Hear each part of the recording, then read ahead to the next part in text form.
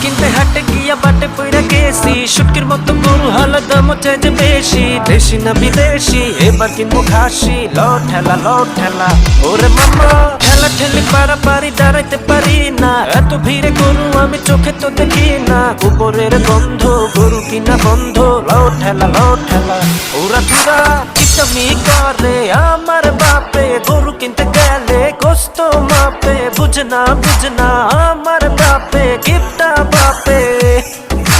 গরুর হাটে গেলে মানুষের চাপে পুইরা যায় শরীর সূর্যের তাপে আরে বাবা আরে মা ধাক্কা মারে গোতা মারে